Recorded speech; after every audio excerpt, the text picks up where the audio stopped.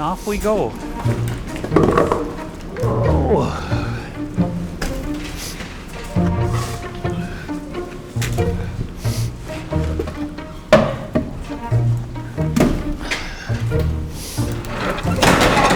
So there's this approximation called the rule of 86.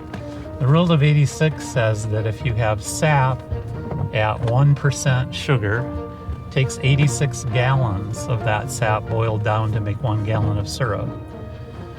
If you have sap at 2% sugar, then it's half that, which means it's 86 divided by 2 is 43 gallons of sap you have to collect to boil down to make 1 gallon of syrup. So, of course, we like as much sugar in our sap water as we can get. Yeah, so this system uses a stub adapter that goes into the tree that's replaceable every year. That's this clear piece here. And then we tap them in. This piece down, they call it drop. So we drop down from the tree into a T into our line here. And then this is the year before, tap hole right over here. You can see that one's healed up even further. You know, so the trees do heal up pretty fast. We really don't hurt them by tapping them. Compared to a broken limb or something like that, this 5/16 hole is not a problem for the trees to take care of. Well, this woods runs on gravity. You can see these gradual, you notice most of the lines are running at the same angle. We try and get a 2% grade or more downhill all the way for that sap to run downhill. So I've got a couple 100 watts here when the sun's out. And these keep a couple of golf cart batteries charged over here. I'll show you where they are in the container, and that runs my solar pumping station because I didn't have any electricity back in the corner of this woods, but I wanted to be able to move sap, so that's how I'm doing it. So I had to get these guys outside of the wood out here in the sun where they can get some sun. Well, this is my solar pumping station. So on these big blue lines here, this is where the sap's coming down the hill from all the little lines, 2 directions. Comes in from the bottom of the hill over here, comes in from the top of the hill over here into this. There's a barrel in there, plastic barrel with pump in it. And then inside of here is 2 golf cart batteries, those like that run people around the golf course. So I got quite a bit of power. The solar panels keep these charged up for me. Right here is my little indicator. He's saying we got 14.2 volts, which is fully charged. So that's why they're out here. And this lady with the horses here has been nice enough to let me do all this stuff on her property, so she's been very helpful. On a sunny day, there's enough power from the solar panels without the batteries to just run the pump right off solar. And then on cloudy days like this, the batteries help out a little bit. So anyway, that's how that works. And then I'm gonna reach in and pull this on purpose and pretend like the barrel is full. Oops, if I can get it to go down here. There we go. Now that pump is pumping that sap up into this container over here for me. So then I collect from this bigger container here, because obviously that barrel would overflow. Get him started up. I've got a half-horse sump pump in a bucket and a switch to turn it on right here. So come over here.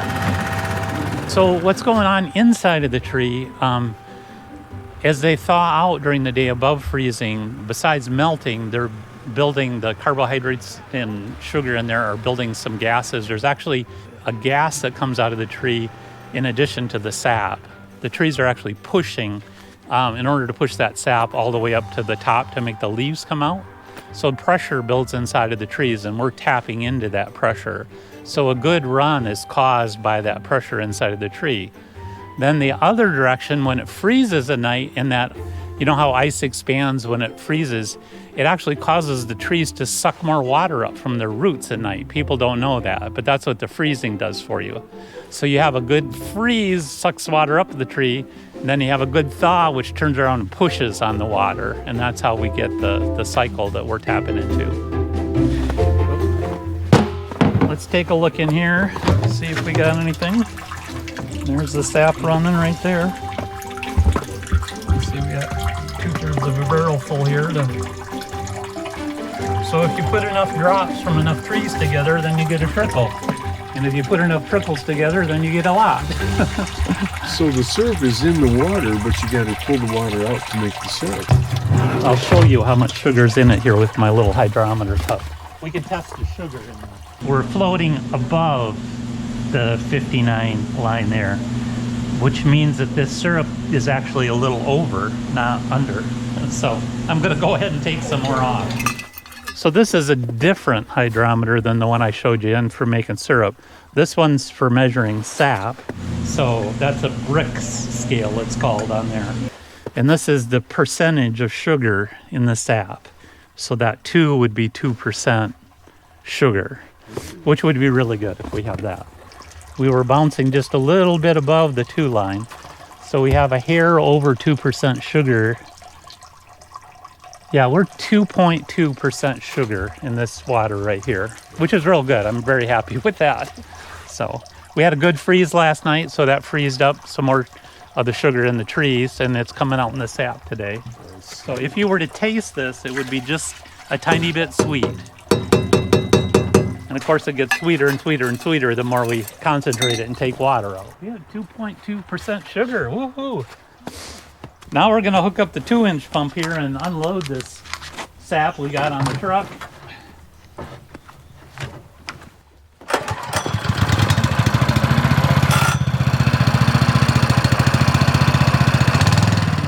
Well, hello and welcome to Golden Hills Maple Syrup.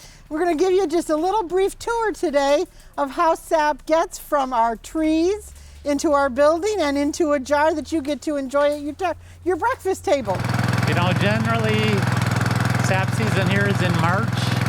Sometimes a couple weeks into April we get a really good season. A couple years ago we started tapping in the end of February. It was a little early, so it's different every year a little bit. So this is our 3,200 gallon tank, and so when we bring the sap out of the woods, we pump it up into that tank, and then it follows these pipes right on into the building, into our reverse osmosis room, which we'll go into next, and that's where we take out some of the water so that we have what we call concentrate, and we don't have to boil quite as long. We get rid of some of that extra water. So come on into the RO room. So this is a preheater section of the evaporator. So the sap comes into the preheater section here, which is this is the hood, this is the pan down here that's boiling. So all this steam coming off here we take away, but we don't waste the heat and the steam. We reuse some of it in these copper tubes to take that sap that's at 35 or 40 degrees, and by the time it comes out of here and actually feeds the evaporator, it's very close to boiling already because we preheated in that section. If you didn't, it would kill the boil in this big pan and slow the whole evaporation rate down. So it's all about getting the best evaporation rate we can. I'm going to close this up so we don't get more steam in here. So then the next trip, the sap comes into this flow box right here. If you look right down in there, you may be able to, I can trigger it. You can see sap, that's sap coming in from the preheater. This float here controls how much comes in. Then the next thing would be this sight glass over here on the side. You can see the boil on here. I try and keep it at this second line that's 2 inches over the flues. You can see we're bouncing right around that second line, which is right where I want to be there. In these pans up here, I keep about 3 inches of syrup. The whole game here is to stay above the red line there on that glass sight for the flue pan. Then we move on down. This is where the sap comes out of the flue pan after it's boiled in there for a while. Then into this float box here, works the same way. And this float box is controlling the level going into this tube, which is feeding our syrup pans here where the syrup is actually made. It can run both directions, so when the niter sugar sand builds up in there, we'll switch the direction and have it run the other direction to try and keep the niter down. It's controlled by these set of valves on here, so right now we can see this valve is open and this valve over here is closed. which means we're sending that sap into this side of this pan over here. It has to travel all the way down through the other side and all the way back up to here. This is open, so we're going through here into this pan, all the way down again, crossed on the side, all the way back, and this is where we'll take syrup off right here. And this temperature probe here on our controls is telling me what the temperature is of that syrup over there. And this valve will open when the syrup's at the right temperature to be finished, and it'll let some syrup out of there. I'll just turn the controls on for a second here and let a little out on purpose. Hear that valve make a little noise, and then it'll start letting some syrup out of there. So that's nearly finished syrup coming out of there. I'm going to tell the computer now, just take the syrup off when it's ready. I just did that on purpose, just to show you. The left side up here at the top is telling us our temperature of our stack probe, how hot our fire is up there as it's coming out of the whole evaporator. So you see right now we're at 650 degrees or so. That's because Cathy is just putting wood in. And when the fan gets going here, you'll see this temperature start coming back up. We try to run our stack between 800 and 900 degrees when we're really cooking along like we want to be. The second side here is the temperature of the syrup over there. Today I'm telling it to take syrup off. The green says 217. Right now my syrup is showing 207, so I need it to thicken up and get hotter before it'll trigger and syrup will come off there. You can see both of these coming up as the heat from that wood she just threw in there is starting to take effect. Yeah, you need freezing temperatures at night, followed by above freezing during the day. An ideal day is like 25 degrees at night, followed by like a 40-degree day the next day. That's one of the best sap running days we get. When these are getting above zero, they're heading towards syrup. If it gets to 7 degrees, finished syrup boils at roughly 7 degrees over the boiling point of water. So if these get up to 7, it's telling me that I've got finished syrup in the middle pans. Everything left behind is concentrating. The sugar's concentrating. The impurities that are in there, there's some sugar sand, some niter, some calcium, things that come out of the tree. They're all in there. They're all thickening too. That's why we get to our filter press at the end to make sure that we take out the stuff we don't want left behind. So this gizmo here, there's a pump underneath this guy. He's driven by air pressure, and it's a special pump that can handle scorching hot liquids. So we put the sap through there hot. And then there's a set of plates here. Let me grab one of them just to show you. A series of plates and cavities go into this thing, and you build out a stack of them, how many ever you want. And then in between them, there's these filter papers that look like this, and they'll go in here like this. Basically, this sort of an idea. So you build a stack of these. And then you add some filter aid to the syrup that's got the impurities in it. It binds up the purities in the filter aid. And then you shove it through this thing under pressure by this pump. And these papers take all the impurities out, and the impurities end up in these hollow sections of this thing.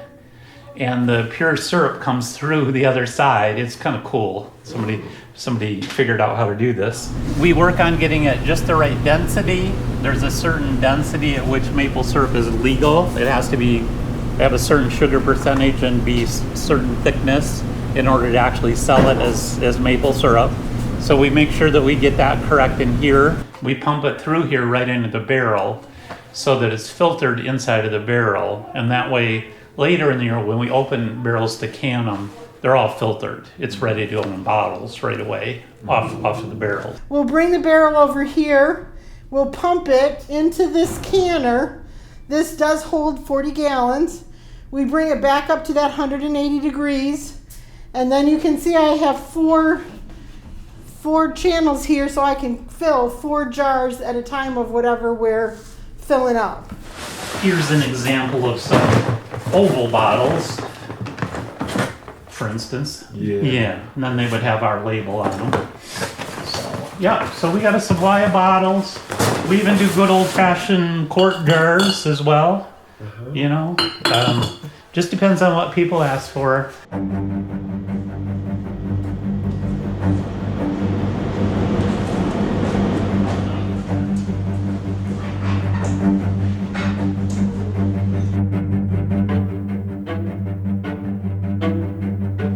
How's our sap supply doing out there, Cathy?